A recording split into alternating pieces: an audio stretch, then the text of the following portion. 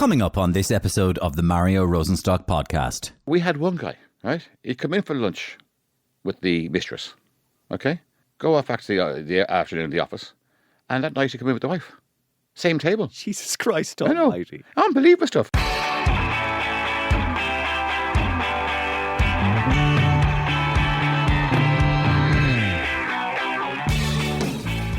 Derry Clarke ran one of Ireland's most celebrated restaurants for over 30 years. L'Écrivain was high-end, Michelin-starred and attracted international celebrities and wealthy business people from all over the world, as well as diners who were just splashing out for a special occasion.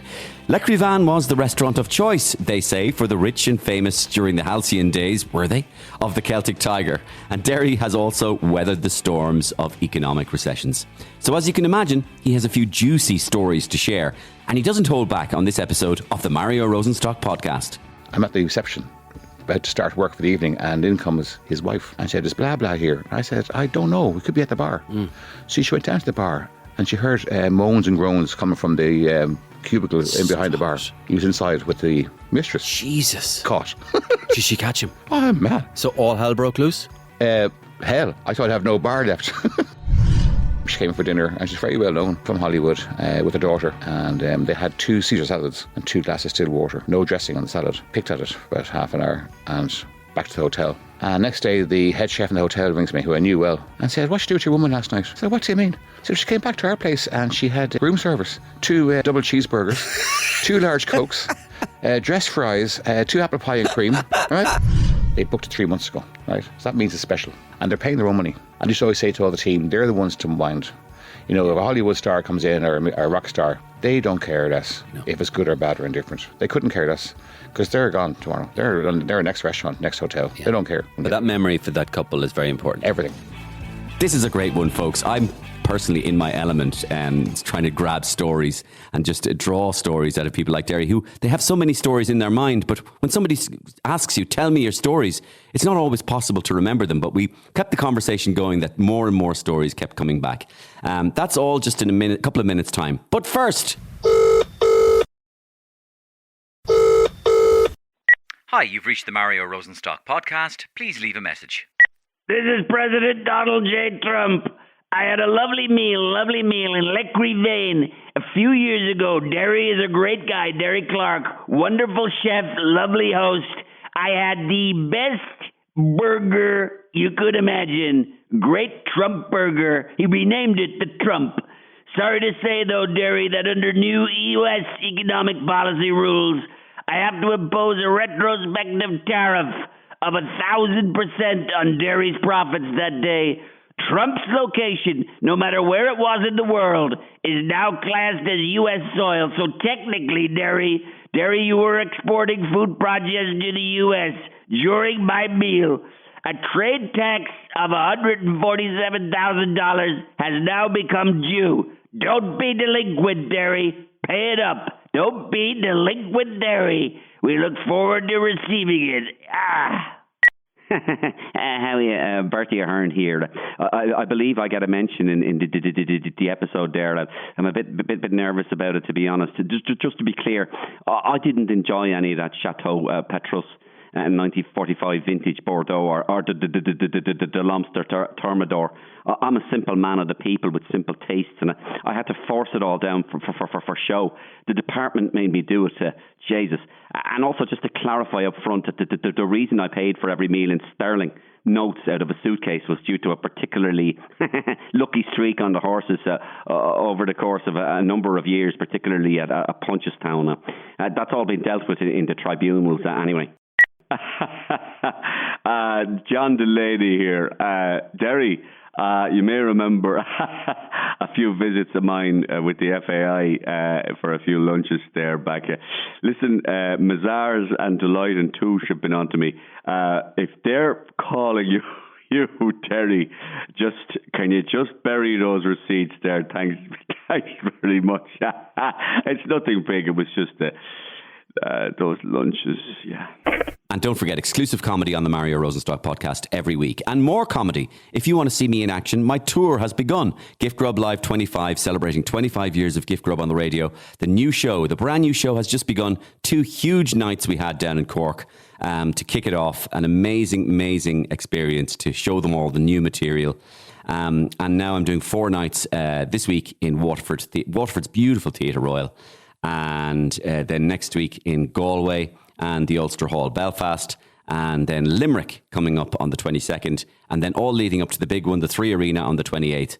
And then a huge one as well in the INEC on Saturday, April 5th. So come along and see me if you can grab a ticket. Contact me personally, Mario Rosenstock at gmail.com. And, of course, we are delighted to welcome our new sponsor, Deluxe Bathrooms, as the new sponsor of the Mario Rosenstock Podcast. Thank you so much to Martin and everybody up in Deluxe Bathrooms for getting involved, not only in our podcast, but the entire podcasting world. And we're hoping to get your name out there and all your special offers and your sales. Deluxe Bathrooms is Ireland's premium bathroom and tile retailer, folks. And if you're dreaming of a bathroom that combines luxury, functionality and style, they've got you covered, and at great prices too. You can save up to 70% store-wide on Europe's biggest brands of bathware, furniture, tiles, accessories and everything else you need to create that bathroom you've been dreaming about. Check it all out. Great products and prices in store at Dundalk Retail Park and Little Island in Cork, or online at deluxebathrooms.ie. Thank you, Deluxe, for getting involved. So listen, Derry Clarke, one of Ireland's best known and most accomplished chefs, is my special guest on this episode of the Mario Rosenstock Podcast. He has so many brilliant stories to share, which makes him the ideal podcast guest, really, which made it so surprising that this podcast was one of his first. So, Derry, thanks for doing this podcast. And you've hardly done any podcasts, you said? Yeah, Mario, like once or twice. And I'm looking forward to it, actually. Cause, I'm looking forward to it as well. And I'll tell you why, because, Lecrivan, the restaurant you ran, and one of the most famous sort of Michelin-starred restaurants in Ireland, and everybody has a story from Lecrivan, and we'll come to that later. But one of the funniest, I don't know if I ever told you this when you came on my radio show once, but one of the funniest stories involving Lecrivan I heard was a story involving the comedian PJ Gallagher. Did I ever tell you that story? Go on, yeah. So PJ always tells these disastrous stories about corporates that he does, right? Yeah. So he gets hired to do these corporates, which he shouldn't have been hired, which he shouldn't have taken on. And he goes, so anyway, I'm there, and these people hired me. And, Lecrivan restaurant, there's only 6 of them. And I think they gave me about $1,000. Anyway, the people in Lecrivan, they put me on the floor. And I'm doing my bit, and nobody could see me. 6 of them can't see me. I went, why? Because they put me behind a pillar in Lecrivan. So this disembodied voice is coming out of nowhere. And these people are going, sorry, where is your man? What's going on here? We paid for the comedian. I mean, he's over there behind the thing. Actually, I remember PJ coming in a few times and doing corporate gigs. Do you? Yeah, I do, actually. Actually, he never told you that I fed him as well. Did I tell you that? Huh? I fed him. Fed him? I did, Yeah. Yeah, and gave him wine and beer. For doing the gigs or just after? Oh, just afterwards. As a kind of, how are you? Actually, like PJ, but I remember that night, actually, because it was You do remember? We had a private room, and the private room had pillars. It did have pillars, right? Yeah. Now, I didn't know he was that skinny, actually. Yeah. Should have got Brendan Grace. Yeah, exactly. They would have seen some of him anyway. You could have seen his outline. Exactly, yeah. Oh, that's the belly. So PJ was so skinny, nobody could hear. And it was a disembodied voice they were hearing. And they were complaining about not getting their money's worth. Oh, very good. Hilarious. Yeah. Hilarious. That's corporate film. Corporate always moan anyway, so. Corporate always moan anyway, yeah. And come here. So why did you sell Lecrivan? Well, 35 years in business, doing the same thing, same place. And So what age did you start? 31. 31. Yeah, we opened it. So, looking at Dublin in 2019, I could see everything going up. Like, we did own the building, rented the building, but everything was going up. Including the rent? Everything was going up. Everything, just a whole lot. And then just before COVID hit, we made a decision to sell it. So it was really just before that, about a month before all this shit hit the fan. And was that a good idea in retrespect? Sorry. Yeah, well, looking at now, yes. Yeah. It turned out, yes. Because, look at the country now, especially Dublin, your urban areas especially, are really suffering with over the overheads. You see it, restaurants closing everywhere. Yeah, so I'm glad in a way. So you sold it because it was just you were going further and further, sort of your neck coming up to the water. Well, the place wasn't making money. It just wasn't making money, Funny enough, I was making more money out of the place than I would in it. for myself. Doing like appearances gigs and dinners and corporate. yeah. Like corporate. What do you mean corporate? Well, corporate food. Yes. Yes, in of course. corporate places, head offices and so on. Yeah, Go in yeah. there and you do a bit of cooking for them, you know. Yeah. And demos, that kind of stuff. So that's where I said, Sally, look. And also... So in other words, Lecrivan became sort of almost a prestige, luxury loss leader. It did, really, yeah. But I mean, it did get me work. Don't be wrong. I mean, I got work out of it. Yeah. But saying that, I'm glad we did in one way. Another way, I kind of do miss it sometimes. Now and then I miss it. Is it, do you miss the theatre, the Correct, buzz? correct. I miss the people I knew coming into the place. Yeah. And everyone had their own personality. It was weird, you know. You could have some nights, I always remember at nights, you'd have people coming in who had really nice, good personalities, good people. And the atmosphere in the restaurant was electric. Then some nights you come in and there'd be people with, you know, issues, let's say. You know, be drunk or just nasty people. And the atmosphere would be shit. So you're saying that there was a discernible vibe. Oh, big time. The vibe is the word, yeah. And so a bit like an actor or a comedian might go, every night is different. Very same thing. Same thing with you. Identical. Identical. It really is identical. But look, Sally, I miss this more than I do. And I miss the people I worked with, actually, funny enough. I think all of us do, I would say that. People who working with people is something really special. I think it really is. And great memories of all the people I worked with over the years. And is running... Some good or bad, some bad. Of course, and we get to some of those, yeah. But is running a restaurant like Lecrivan, you know, a kind of high-end restaurant, is it exciting? It's exciting in some ways. It's repetitive in other ways. It's same. Pretty much every day what you're doing. And to have the Michelin star stuff, you have to be repetitive, actually. You can't be just go in there and sure, look, I'll lash this on today or do this. Every time we did menus up, we'd have to look at Michelin. Michelin was in the head all the time. Okay. Because if you lose a star, you're gone. Just while we're there, let's get into this, because it's one of those things that you hear in life: Michelin star, 2 Michelin stars, 3 Michelin stars, and we know kind of what they are. But now I'm talking to somebody who really knows what it is. What is a Michelin star? Well, a Michelin star is nothing tangible. You don't actually get a star in your hand. So you don't even get a star? No, you don't. Well, that's bollocks. I know it is, yeah. It is. Go on. Now, they did do a few signs, because they got a plaque outside the door a few years ago. And I think they gave it up at 2. I think they gave it up, I'm not too sure. And you got the little star or 2 or 3 stars. You were listed? We listed, yeah. You were listed as a Michelin star? Well, no, you could be listed as a Michelin restaurant. And then you get the Bib Gourmand, 1 star, 2 star, 3 stars. Oh, yeah. So actually 1 star is the third level, in a sense. Listed as a Michelin, Bib Gourmand. True, actually, yeah. Never thought that way, yeah. Now, how to get a Michelin star is the $10 question. Well, tell us. Well, my theory is have loads of truffle, fresh truffle, lash it on the plates. Have a lobster on the menu. Have your chefs have different sized tweezers on their working boards, workstations. Like I had one chef, he's had 5 different sized tweezers, right?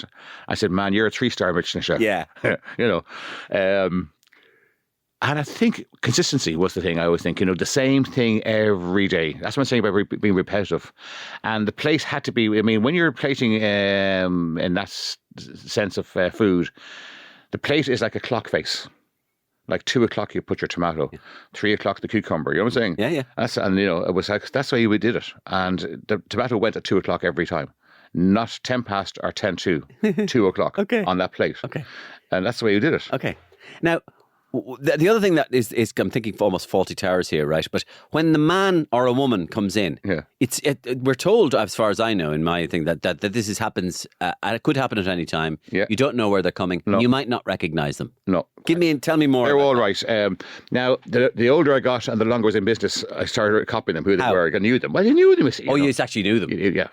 But when you don't know them, what are they? Well, what you do is, first of all, if anyone listening today wants to eat really well in a restaurant, eat on your own and kind of look around and ask questions. Ask a couple of questions. So somebody comes in on their own. That's a giveaway. That is a giveaway. Yeah, pretty much. Because I mean, to be honest about it, I mentioned they couldn't afford to bring out 2 to every place to eat. You know? Yeah. So they will come in and they will sit down and they'll have a starter, main course, dessert. They'll always will have the 3 courses. And believe it or not, they eat the whole thing. Michelin inspectors are normally ex-hotel managers. Yeah. In the main, mostly English and French. All very pleasant. Haven't met any bad ones over the years. And when they arrive in, are you at the background? Are you then scuttling in the back kitchen going, I think your man is Michelin? The maitre d', your head waiter, whoever's in charge of the restaurant, will come in and on the docket, they'll pop in and say, chef, that could be Michelin. Could be. Yeah. So everyone, right. And the thing about it is you don't have to do anything because all the guys and girls in the kitchen, like they go onto one. I mean, Michelin is like a chef's thing, like, boom. Yeah. I can stand back and they go ballistic. Everything goes out like, whoa, and we might do two plates of each and send one out. Yeah. Right? So we pick which one to go. Yeah. The very first time I got the Michelin star was 2003. And what happens is the Michelin inspector comes into you. They'll eat and everything. And after the meal, when they've finished and paid, they'll ask to see the chef. They'll give their business card. And if you're on, you'll come down and meet them, shake hands, and sit down and have a cup of coffee with them. So they'll tell you who they are at the end. After the very end, it's all done. So it's like a driving instructor who doesn't give you, or driving test man who doesn't give you your marks there. Exactly. And the guy had an English guy, and he I went down and seen him and sat down and had a cup of coffee with them. And don't give you any feedback. They won't tell you it was good, bad, or whatever. No. And he said, one thing before I go, the banquet seat I was on, I found a bit of dust under the seat. I said, did you? So when he left, all the guys and girls said to me, wow, what happened? And I said, look, no chance. Yeah. Why? I said, because he found some bloody dirt on the thing, right? Yeah. And all right, so we all gave up on it, right? Yeah. And then suddenly, a month later, boom, we got the star. Yeah. You know? And funny enough, I kind of loved it, but I knew one thing, the second we got the star, that it was jeopardy and anxiety and nervousness because I knew you had to keep it. You see, getting something you had to keep. Now, all the kids I worked with were in, I mean, they went and they pissed for 2 days. Yeah, I was going to ask you that. Oh, they were gone. Celebrate, yeah. What? Yeah, big time. Which is, it's like winning something. It's big. Oh, I mean, I think also they become, it becomes a badge of honour for them because they can go around town to their mates. We're in a Michelin-starred restaurant now, you know. So they're quids in and they're like going to nightclubs going, I'm a Michelin. 100%. Fancy, grab your coat. I mean, the whole thing goes up, everything. Also looking for more money as well. I mean, okay. So a load of problems come. I know, yes. But the main thing about it was, genuine, I did like it. And I was happy. And is that a moment that you and Sally Ann would just clink a glass of Prosecco or together and just go, darling, we did it? Yeah, well, see, we did it with the team. And that's one thing I always say, you know, the front of house, you know. Front of house, kitchen side, everyone, every single person, start to finish, makes that star, makes that award. Do you know what, Derry, now you said front of house, right? Because I think front of house is one of the most important roles a person can have in any restaurant, but particularly in a restaurant which might be, let's say, a destination restaurant, a restaurant that you've booked a long time ago, that you've planned to go for a special occasion. The front of house can change the whole timbre of the evening. Everything. And I'll tell you something else, and this is only from my perspective as a punter, right? I could have a shit dining experience, and if the front of house was ace, I would take away going from that night going, thought that was great. Yeah. I mean, the service was great, but the charm, right? Yeah. I mean, it wasn't a great night for the food, but I just had a great night. Yeah. The kitchen can have, believe it or not, right, bits and pieces can be wrong, but the front of house can't. Front of house, I think the most important part, we always taught myself and Sally Ann, was the welcome. Actually, funny, we used to employ, we didn't look for people with experience, front of house. It was their personality. That was a major criteria for us. I never really got involved that much. Sally Ann did all that, and but people front of house will go by how you treat the customers, yourself, the owners, the bosses. If we are happy-go-lucky and look upon the customer as number one, which we always did, everyone else follows into that mindset. But the welcome is number one. When you walk into a restaurant, I'm the same now. I mean, I get a bit a slight anxiety going into and open the door of a restaurant. When I go to the theatre, I feel the same. Well, there you go. When I go to Vicar Street to watch a comedian, there you go. Even Tommy Tiernan or somebody like that. If I ever go to see Tommy Tiernan or Dara Breen, I'm worried for them. Yeah. Right now, I don't have to be worried for them. Yeah. I think they know what they're doing. Yeah. But I still get pangs of anxiety that they won't have the best night ever. You know, that kind of thing. And I'm kind of rooting for them. Yeah, you are, yeah. I mean, people think, you know, funny enough, our business is competitive and so on. It is competition there, but we weren't competitive as people. We're all actually friends. We're all quite close. I mean, all the chefs and all the guys, all the girls. And we really all got on. And sometimes we meet up or phone calls.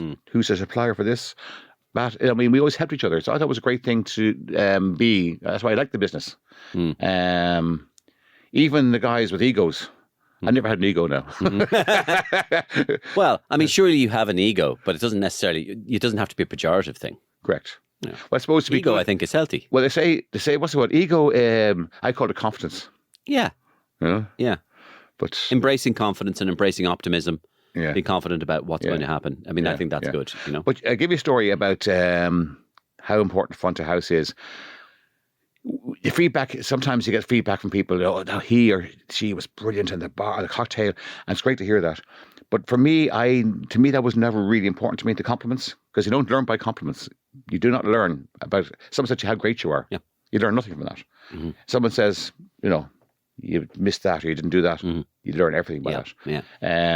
I remember one time we had one guy and he definitely clashed with this customer.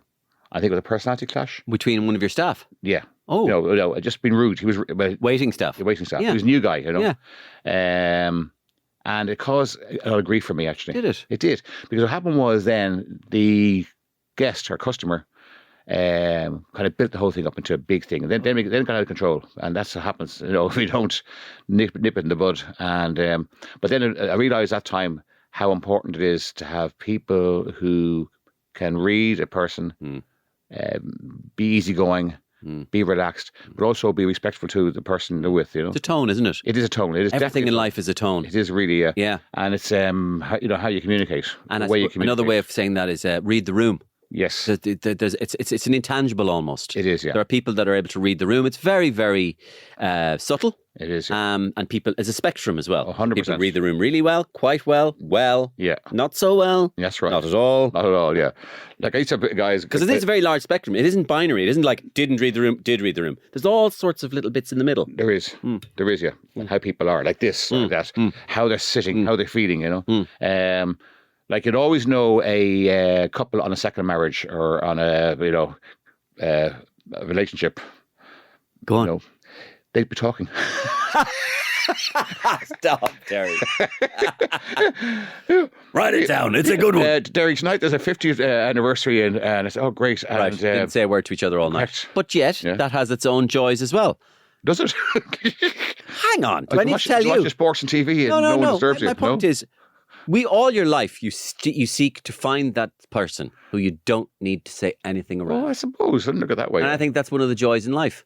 If you find somebody, a male or a female, who you can sit in quiet and solitude, and I know you like your solitude, and you don't have to speak to them, that's called true trust. It is, yeah, actually. Yeah, good. Yeah. That's good, actually. Yeah. You have me thinking there now. Yeah.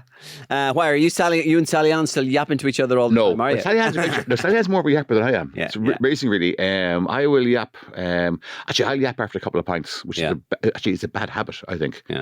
Because then I go yap too much. Yeah.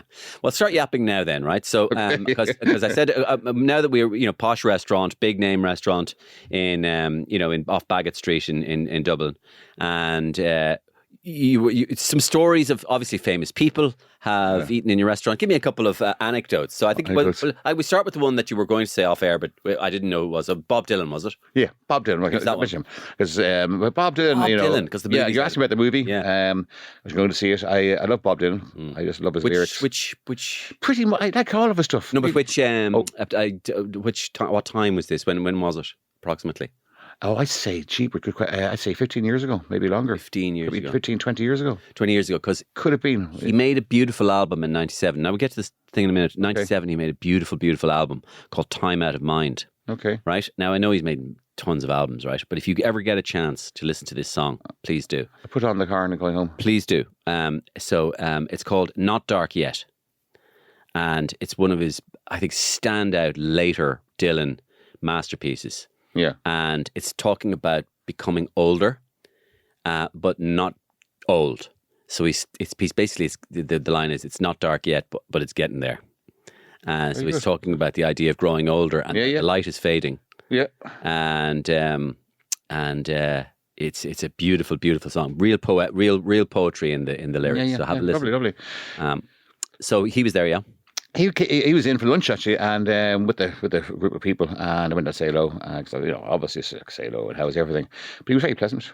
I thought he was shy. Mm-hmm. That's the impression I got from him. Oh yeah, I mean, if you watch the movie, which is the biography of him, he was very shy. He was very much introverted. For an artist, kind of unusual, really. But but I liked him. I liked his aura. I just liked what he had about him.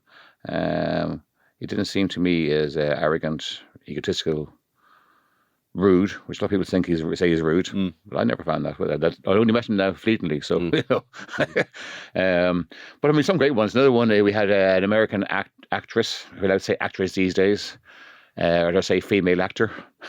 Yeah, actor, I think. Actor. She came in for dinner. I can't say her name. She came in for dinner, and she's very well known from Hollywood with her daughter, and they had 2 Caesar salads and 2 glasses of still water.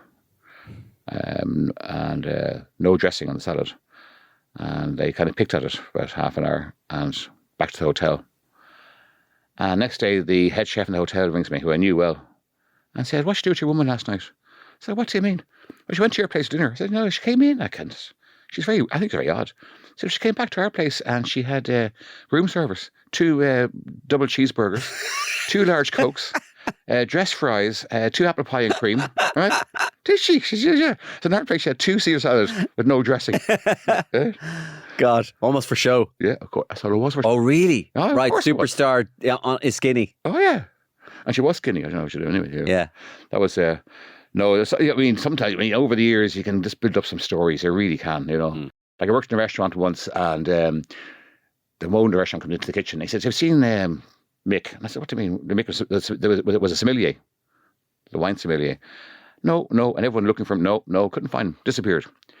So about an hour later, I went down and opened the wine fridge, the cold room. It's a big walk-in cold room for the wines. Walked in, and there he was, unconscious, with about 2 bottles of wine open beside him. Wow. Yeah, out of his head. You're sommelier? Yeah, no, a different restaurant I worked in. Okay, yeah. But got to call an ambulance. He was, frozen stiff. But the stories, our place. Did Clinton ever go into your place? No. Actually, no. I met Clinton in City West, who was doing an old talk there. I met him that time. I found him very standoffish. But I mean, I suppose we meet so many people, that guy, unless you're a billionaire, I'd say. Would Bertie go in? Bertie's common. Oh, yeah. Yeah. Oh, Bertie, yeah. Well, Bertie was a common man, the chips and... I know. Bertie now would like his old, steak au poivre. Filet mignon. And his nice, Bordeaux.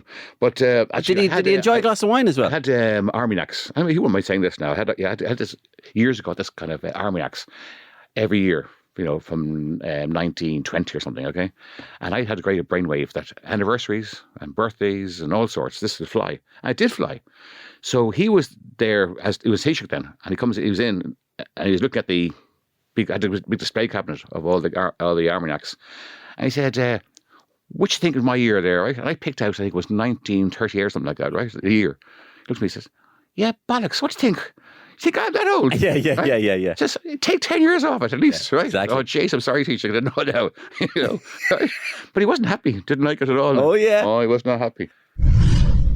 Back in the old days, before computers really kicked in and everything. And Great days. Did people do runners on accounts and not pay because... You probably got a few, I suppose, didn't pay, yeah.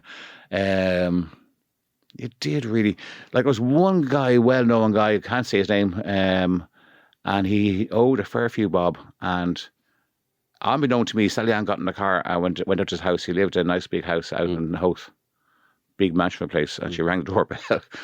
And his wife came to the door, and Sally Ann said, "Is blah, blah here?" And he says, "Yeah." And he comes to the door, and Sally Ann says, "Oh, that's the bill, you owe, and you haven't paid it."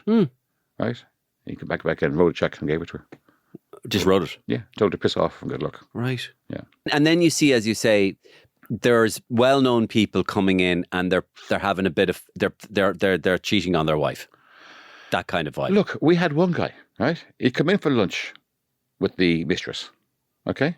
Go off back to the afternoon in the office, and that night he'd come in with the wife. Same table. Jesus Christ almighty. Unbelievable stuff. And I actually wasn't happy about it. I could have said to one, I says, "You're very disrespectful." You didn't say that, did you? I did, yeah. And not in front of her. All right. Quietly. To him? Yeah. But you said it to him? I did, yeah. Right. I said, "You're disrespecting me and the staff." You're taking us for a ride, like. Well, it's hard for us. Yeah, because we're parties. Well, to this. yeah, exactly. Now you have it, and I felt for his wife. To be fair, his partner. Another time was one Friday, and it was a really busy Friday. One of those because Fridays were a big drinking day. Lunches were like just wild. Fellas and girls would just be drinking, and about 5 o'clock in the evening there was a big party in the bar. We had a fairly big sized cocktail bar, and this guy was there with his girlfriend, and suddenly I'm at the reception about to start work for the evening, and in comes his wife, who I knew, and she said, "There's blah blah here." I said, "I don't know, we could be at the bar." So she went down to the bar, and he wasn't there, and she heard moans and groans coming from the cubicle in behind the bar. He was inside with the mistress. Jesus. Caught. Did she catch him? Oh, man. So all hell broke loose? Hell. I thought I'd have no bar left. Things were said and shouting and roaring and throwing. Broken, oh yeah. Oh my mayhem, God. Mayhem, yeah. And your man? Well, I didn't hear anything afterwards. He left, they all left, and there was silence, that kind of silence afterwards. Yeah. And everyone like, holy shit. Right, let's go back into it. And come here, during those lunches then that you talked about, like of let's say, Anglo-Irish booking 4 tables and not turning up. Yeah. Or Bank of Ireland having 15 tables a week. Yeah. Or whatever. Yeah. I mean, were you seeing visible largesse there? As in, drinking and long lunches? No. They didn't know. I'll be honest now. I will be honest. They were working lunches. They worked. But funny enough, they did. More where the long lunches came from was advertising. Okay. Law. Yeah. Like barristers, I always said to lads and girls who come in, barristers, say, how many years do you become a barrister? 7 years. So is that 6 for the legal start and the other year for the wine side? What? Get the wine course. No, right? I know. Yeah. Because they love the wines, Yeah. Like when a barrister come in, I say, now we're way hack here. This is going to be a good one, right? Yeah. Because they'd be all the top wines. You'd lash them about. Yeah. So they'd be the ones who'd have the fun. And obviously, do you know it's a funny one as well? I always find this funny, that the idea of, Bank of Ireland come in or whatever, and it's expense accounts. None of them are paying for it. No.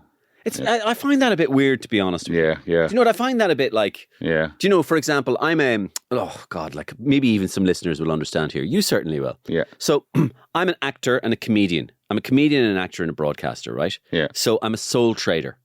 So I pay my taxes as a sole trader. Right. And it's a pain in the arse keeping track of everything, and you have to take on a person to help you do it, and you have accountants and stuff like that, and that costs money, and you do that for the so-called that so-called pleasure of being your own boss and paying your taxes in individual assessment every year. Yep. And believe me, when I go to lunch, I used to look into the idea of, is this a business lunch or not? Well, they tell me to piss off the revenue. They would. All the time. And I went, why? Do they? Yeah. And I went, why? And they went, well, you have to eat anyway. And I went, but I'm doing business. I'm talking to a writer, a potential writer or producer. Yeah. And they went, we don't have no interest in that. You're just doing, you need to eat. I went, what about my appearance, like my haircut or whatever? You need your haircut anyway.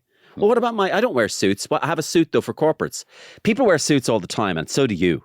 So you can't be charging that. And then you have like these 5 bankers eating 7, 8, 9, 1,000 quid's worth of a lunch. Yeah. And you're going, none of them pay for anything. No. And of course, worse, we're all paying for that as the taxpayer. Well, particularly if there's someone like AIB, which is partly owned by... No, it is true. No, there's definitely an imbalance. There's no doubt about it. Actually, that is one thing, I always kind of thought of when you have a reservation in, especially for dinner, Mr. and Mrs. Smith, 40th wedding anniversary.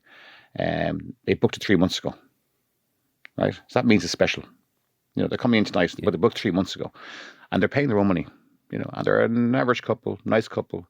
And I just always say to all the team, they're the ones to mind. If a Hollywood star comes in or a rock star, they don't care less if it's good or bad or indifferent. They couldn't care less because they're gone tomorrow. They're next restaurant, next hotel. Yeah. They don't care. They really don't care. Yeah. What their plan is, if you're famous, you want to get in, get out. Yeah. You want to do your job. But that memory for that couple is very important. Everything. And similarly for me, like when I'm playing in the Olympia or whatever, or the Cork Opera House or something, or the National Opera House in Wexford, and I'm playing on a Friday, right? And I'm looking out at my audience, and I'm going, pretty much because I've seen the ticket sales. Most of these ticket sales were bought like 3-4 months ago. Yeah. And this is people planning their Friday night to go out to see you with their spouse or girlfriend or their friends, and they've got a babysitter. They may have had something to eat, and they're going to have a few pints. It's going to cost a fair few quid, and please give them your best shot tonight, Mario. Yeah. Because like this is their night. Like this is their. They're hoping you'll just give them a laugh. You know, it is hard. I always thought that way too. It's amazing. When I was driving the car into work, I'd always think of my Brian. I just wake up. You know, this is make it as if the first night. It's weird, really. It's a very hard thing to do, as you know. No, but I think when you're doing the same jokes doing the same stuff. No, but the way to do it is stay in the moment. Yeah. Stay in the moment that tonight is the day. Yeah. Tonight is the night. Yeah. And tomorrow. Tonight is the night, the only night that counts. Yeah. There's no tomorrow. Tomorrow will take care of itself because when tomorrow comes, right, you look back at tonight and go, geez, I gave it a good belt last night. Yeah. Now I'm going to do the same tonight. Yeah. But I'm not going to worry about tomorrow. Just every day, keep doing it. Yeah. And make people happy because they're relying on you. Yeah, it is true. Like that's what I was saying about the expense accounts. I mean, there were people coming in, and also people who could afford it. I kind of knew they didn't care. They really don't. Yeah. You know? It's the ones that have the mortgage and the young couples. Special night out. I mean, some young couples going to get once or twice a year for a nice dinner. I presume it's the ones who don't care that give you the complaints. Correct. Most. Yeah, always. Do you get some real arseholes in wrestling? I mean, look, I don't want to put negativity on it, but I mean, just mad stuff. I mean, we had one guy. It was summertime. He had a suit. And he's outside. He put the jacket on the back of his chair, and it got slightly scorched from a radiator or something on the back of it. And okay, so we said we replaced the suit. So replace the suit. Fair play to you. We have to. Well, we didn't have to, but we did out of goodwill because they were good customers. The company he was with, not him, but the customers. The company he was with.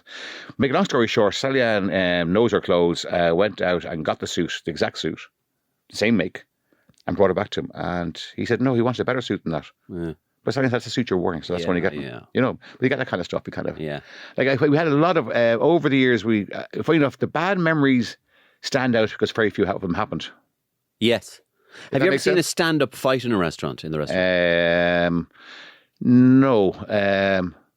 No. Never saw that. Now I never saw that. I got punched once in the jaw. A good punch. I didn't see the punch coming. Why? Because he was pissed. Yeah. Yeah. I was throwing him out. Got that. That was probably one of the worst for me. Sally-Ann got a punch as well from a male customer. Yeah. Yeah. See, I can't follow those things up because if you do follow those things up, it's bad PR. If you're in the papers next day, you might win the case, but you lose the argument, lose the whole show. Yeah. I used to know this tells a story in itself. I have to be careful even what I say now because there was a person I knew who was a boss type figure, right? And his thing was he used to behave appallingly when we used to go to restaurants, with the staff. Yeah. And we were kind of going like, why would you do that? So, for example, he would call over the waiter almost like, right? That kind of cliche. Yeah. And then he'd complain about the wine and go, no, I don't want that, bring it back. And then he'd start smiling at us when the waiter goes as if to go, that's the way I treat them, but I'm two-faced with you. Yeah. And of course, it's a cliche, but surely the mark of the man or the woman is the way you speak to people who are there to serve you. Yeah. Like we had a great customer for many years and he had 3 business guys with him, overseas people with them. And he came down after the starter to reception and said to Diana, who was then in the reception, said, Diana, I'll fix up the bill. I'm heading off. I can't stay with those guys. They're sticking their fingers to everyone, and they're treating your staff really bad. Shit, he couldn't just stand it. Yeah, so I said, I'll pay everything, but I'm out, I'm gone. Wow. Yeah, so he walked out, left them behind. 3 guests. Yeah. I thought it was quite cool, actually. Yeah, cool. That was really cool. A mic drop moment. A mic drop moment. I think that's brilliant. A guy like that, and next time he came in, I said, Jesus, that's really admirable. He said, no, don't thank me. I judge people on that. I actually judge everything on that. Me too. Yeah, you can't treat everyone the same way as treat me. Me too. About it. Me too. Yeah, and I would hope that's what I would aspire to anyway. Correct. And if I let myself down on any occasion, then I'd be disappointed. I'd try to improve, I think. Another one for you. It's funny when you ask questions about the restaurant and stories. I'm going to finish this podcast and then on the way home in the car I say, shit. That's the way it is though. But there was one. Our very first restaurant was in the basement in Beggar Street. Like we hadn't got a Beano, right? Credit card was maxed out. We got the thing open anyway. I was half covered in paint from the first night opening, right? And we had 2 cubicles. His and hers, toilets. And they're tiny now. I mean, you wouldn't swing a cat, literally, you wouldn't swing a cat in it. Even a mouse, actually. Right? Don't mind a cat. Yeah. And so, as I said, having a brainwave, mirrors. We put mirrors on the back and side walls. Yeah. What's wrong with that? And there was no urinal for the gents. So anyway, this guy comes out to me, says, I'm not happy. I said, what's wrong with you? He says, that disgrace, those toilets, disgraceful. I says, what? What's wrong with them? They're clean and everything. He said, well, when I'm going for the Jimmy Riddle, you can see what you're doing. Yeah. I said, well, yeah, there's a mirror there. I said, you should be happy. He said, why should I be happy? Because that glass is magnified. And another one for you, Mario. Oh, no. Another one, I was in the kitchen one night and one of the guys comes in and says, Chef, you got to go out to the restaurant. Sally Ann's getting hammered here. As it happened, there was this lady, a couple, and they were in Saturday night, and she went wild about it. She had a complaint, and she went wild about it. And she had Sally Ann for half an hour, and she was going higher and higher in the shouting. So I went over to the table, and so I said, I'll take this, right? And she was like, really. And the husband was there, very meek and white. And it was kind of felt, so I say he got beaten. Anyway, so I said to her, listen, I said, madam, I want to say two things to you now. I want you to shut the F up. Right. And also I want you to do is out. You're out. Right. I don't want to hear any more. Right. Nothing else. Right? Out you go. And the husband speaks up and says, excuse me, that's my wife you're talking to. I said, listen, lad, don't blame me. You married her. God. I was very answer, Yeah. But got her out. Yeah, got them out. Wow. Yeah. The trouble about that is, though, we do things like that. I did it a few times over the years. TripAdvisor. What happens is then you get the 1-star TripAdvisor reviews and they hammer it. They get their families and cousins and in-laws. Okay. TripAdvisor, 1-star, 1-star. Get a pile-on. Yeah, you get a pile-on, so you can go. Yeah. And then unfortunately, people, we are so stupid, we go by these sites as a trustworthy site, and they're not, of course. Yeah. They're not, I always think the best thing in life for all of us, like what you Word and I of would mouth. do, correct. Yeah. I guarantee all your shows, Mario, probably people come to them, most of them are word of mouth. Yeah. It is because Mario's show last night. they go, I was there, and I mean, I was there. Yeah. It was great, or whatever, and then that person, so you go, it has to be good then. Yeah, correct. And really good. It's good for you too. It has to be. It gives you confidence because people don't realize, when you're a professional at something you do, confidence is a really hard thing to find all the time. Yeah, it is. You have to muster it wherever it is. You do. And you have to hold on to it. You do. And for example, I find that as I get older, right, there are things which are not a no-no, but are a depleter of confidence. Okay. Drinking, for example, which I love drinking, right? The next day, yeah. No, I love the red wine. Okay. I enjoy red wine. Enjoy a couple of beers and red wine, right? Yeah. The problem with this is that as you get a little older, you metabolize it much worse. Yeah. And it really creates much more anxiety. It does, yeah. And anxiety is the absolute death knell of confidence. Correct. And it takes you about 2 or 3 days to fully, if you like, recalibrate. Yeah. And those 2 or 3, that's too long. Yeah. When you were 32 or whatever, it took 24 hours. Yeah. Now it takes 3 days to fully. Yeah. And I don't mean not to get over a hangover. I'm talking about just drinking a bottle of wine. Yeah, good. It's the anxiety that alcohol leads to, which creates inhibits your confidence. And confidence, as you say, is everything and must be cherished and held on to as much as you can. Well, I said anyone doing anything, if you have confidence, it's 90% of it. Yeah. I think it is really. Well, there's 2 reasons for that. Yeah.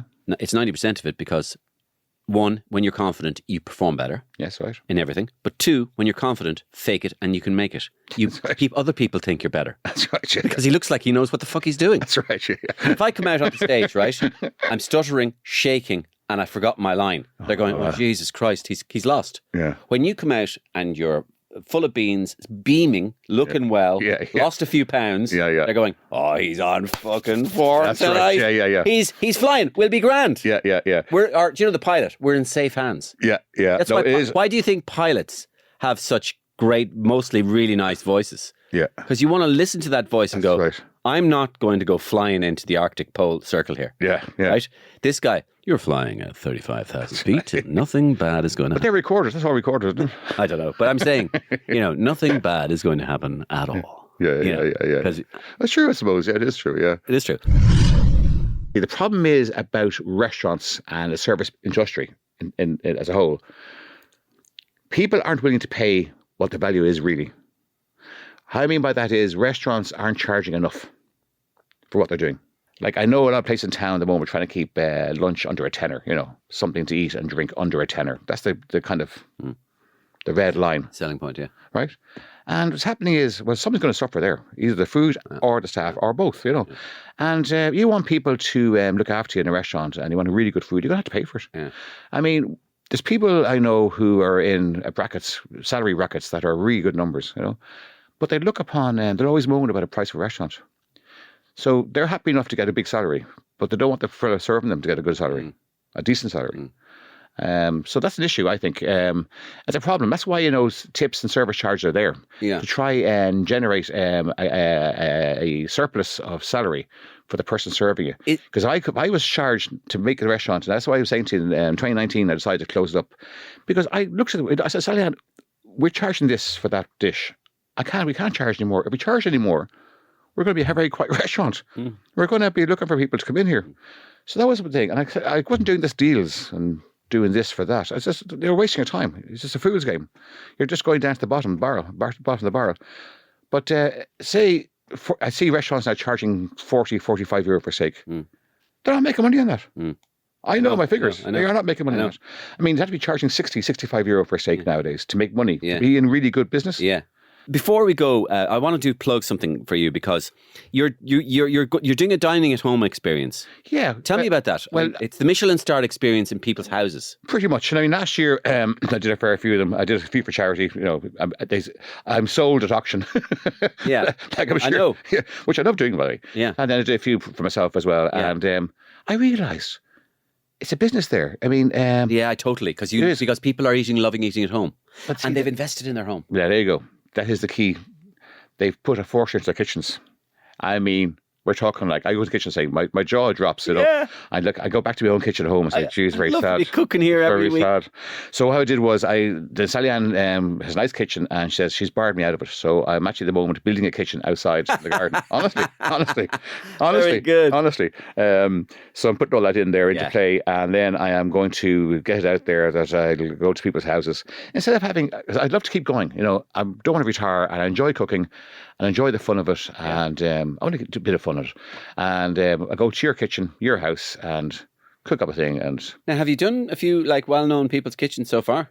I have. I've done a few actors. Some actors who, when they're filming here, they're looking for a chef to cook for them. So I'll do that. Yeah. You've done that, have you? Yeah. So I do a bit of that, and that's all good fun, Yeah. What about have you done Michael O'Leary's kitchen? No. I did. I couldn't say it. Where's my chicken panini? Stop. I don't want your what the fuck? 65 quid for this shite? Right, hang on. Actually, one thing, when I say one thing, just carry on before we finish, about the steak. That's 65 euro steak. Now, there are restaurants that charge too much for a pizza or for a pasta. Yeah. Because the value in that should be quite low. Yeah. You make money on pasta or pizza. Yeah. Really, you really would. Yeah. Unless you're really getting it wrong. Yeah. Okay. But see, I'm saying about doing fine dining, steaks, lobsters, you got to charge them. You got to charge them. Do you know, I was, years ago, you'd know this, but anyway, years ago, a friend of mine told me this.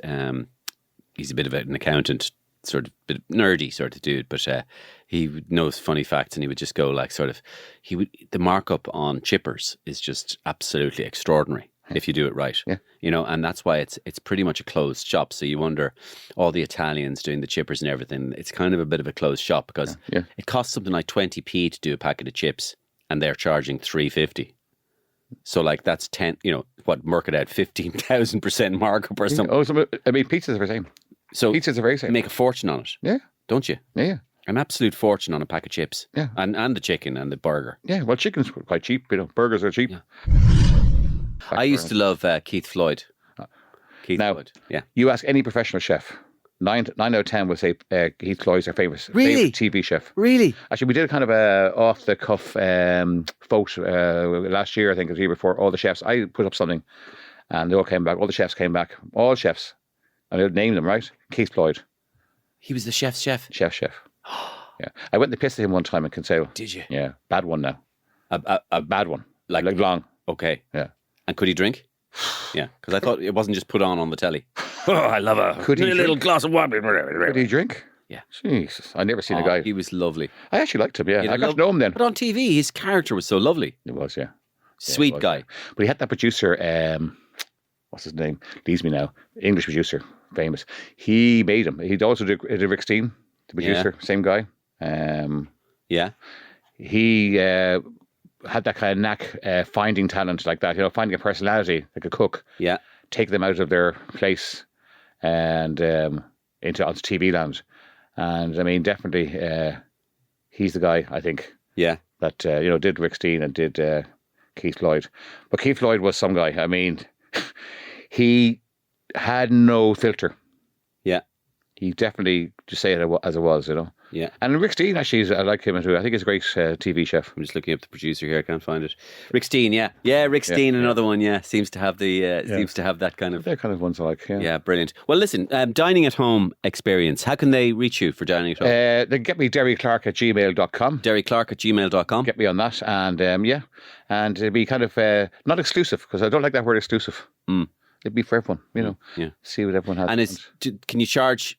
Can you pay extra to get you coming out of the kitchen roaring and shouting at the guests? Because if I was paying for you, right, I would not want you to stay in the kitchen. Yeah. I would want you to make an appearance during the night and go, "Get out of my fucking restaurant!" Yeah, exactly. Yeah, exactly. No, that's called the drunken waiter. Yes, Do you remember the drunken waiter? I do, yeah. Brian Kendu. But I would want you to make some sort of an appearance and just be arty or something in the corner. Yeah. So what do you say? What do you say about my dish? Huh? Yeah, exactly. You? Out. Exactly. Yeah. Out.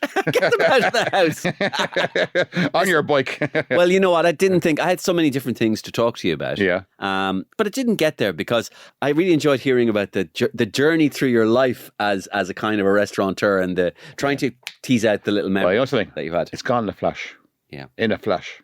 Yeah. So I say to anyone who's young, youngish, yeah, take today and fill it with everything. Yeah. And we've mentioned that earlier on. Yeah. Today is the day. 100%. Tomorrow will take care of itself. Should be our motto, okay? Today's the day. Tomorrow will take care of itself. Yeah, correct. Yeah. Good one. Okay. Listen, Derry, thank you so much. Pleasure, Mario, and to your listeners, thanks so much. And my thanks to Derry Clarke for sharing his stories with me today on the Mario Rosenstock podcast. And of course, my thanks to you for always being here. Please tell one other person, if you can, about this podcast. And finally, my thanks, as always, to our new sponsor, Deluxe Bathrooms, deluxebathrooms.ie. If you want to get involved with them and create and buy the bathroom of your dreams with deluxebathrooms.ie. Thanks very much. See you same time, same place next week.